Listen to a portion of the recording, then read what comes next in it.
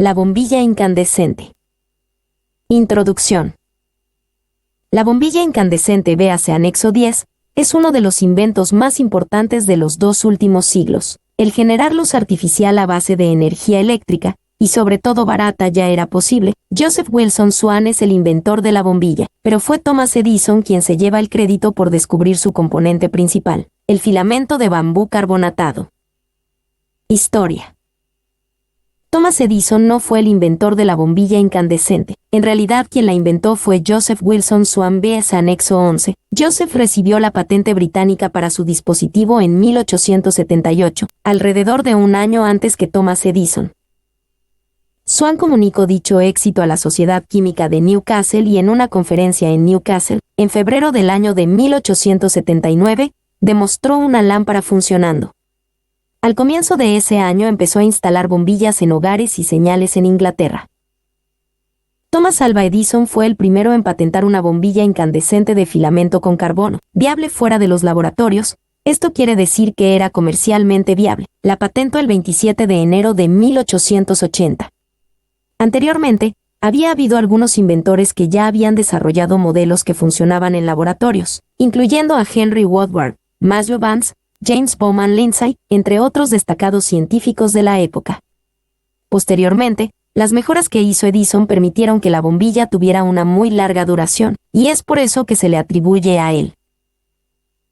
En la actualidad, la bombilla incandescente es uno de los inventos más utilizados por el hombre desde su creación. Es la segunda invención más útil del siglo XIX, según la prestigiosa revista Life.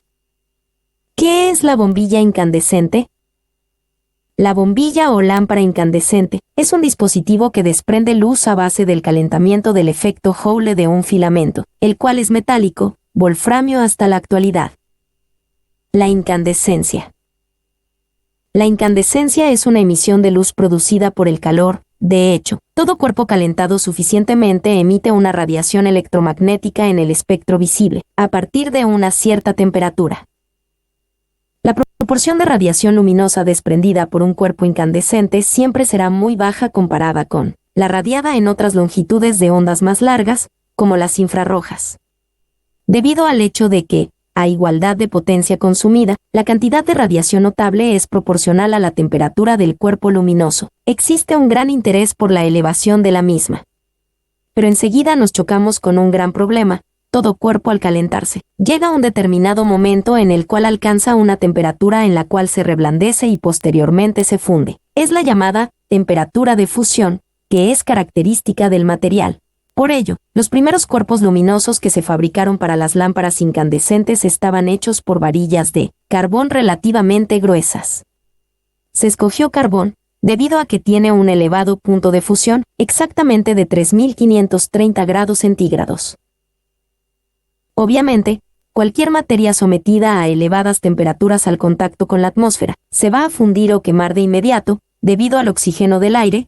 Es por esto que, desde un primer momento se decidió por encerrar el cuerpo incandescente en un recipiente de vidrio con forma de vaso, campana o ampolla, del que se extrae el aire en una forma casi perfecta, posible para preservar dicho cuerpo de la acción oxidante atmosférica. Características de una lámpara incandescente. Entre los parámetros que se establecen para definir una lámpara, tenemos las características fotométricas que son la intensidad luminosa, el flujo luminoso, rendimiento o eficiencia. Además de estas, existen otros que nos informan sobre la calidad de la reproducción de los colores y los parámetros de duración. Características cromáticas. Los colores que podemos ver en nuestros ojos dependen de medidas de las características cromáticas de las fuentes de luz. Como cuando no se ve igual una calle de noche a la luz de las farolas iluminadas por lámparas de luz blanca que con lámparas de luz amarillas.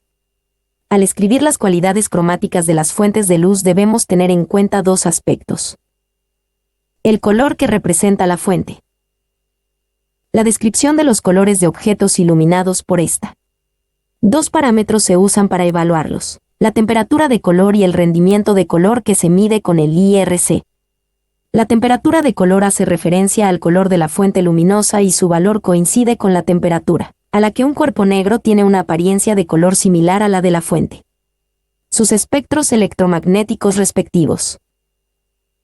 Tienen una distribución espectral similar son sus causantes.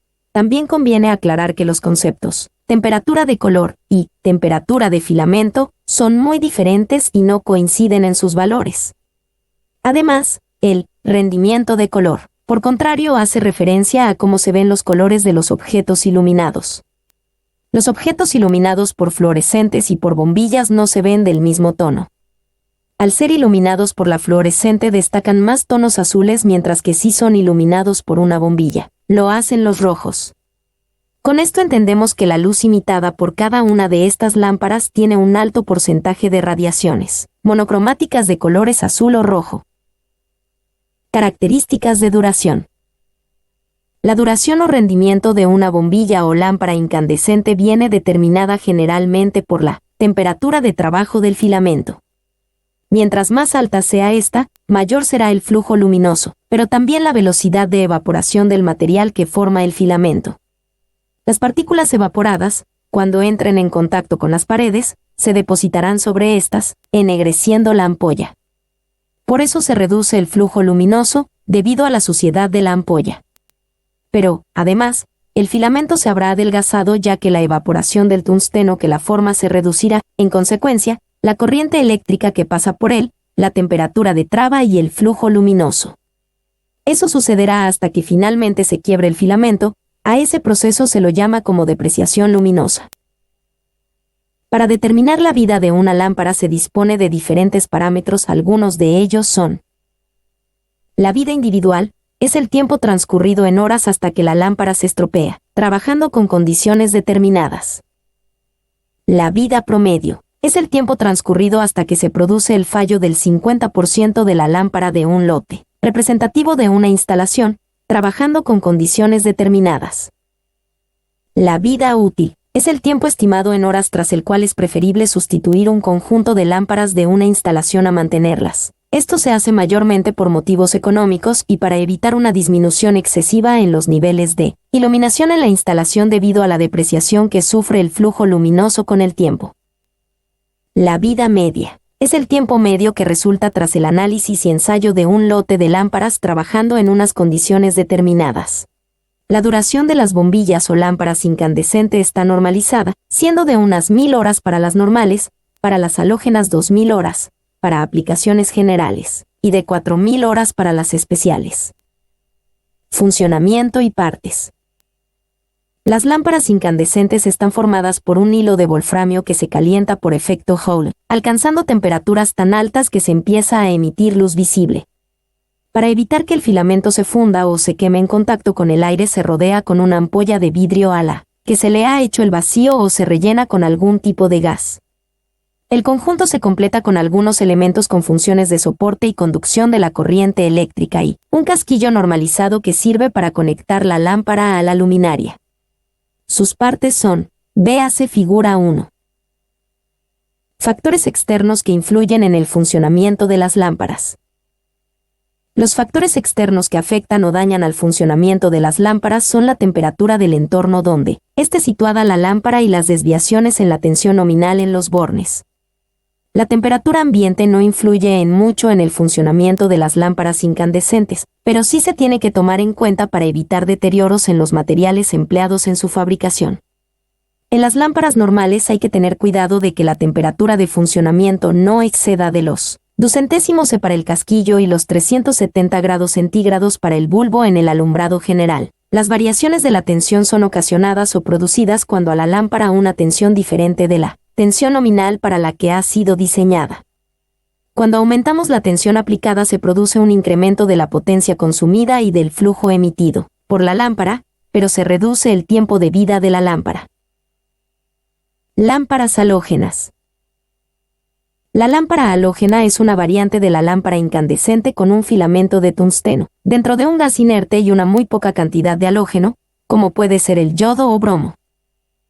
El filamento y los gases se encuentran en equilibrio químico, mejorando mucho el rendimiento del filamento e incrementando su vida útil.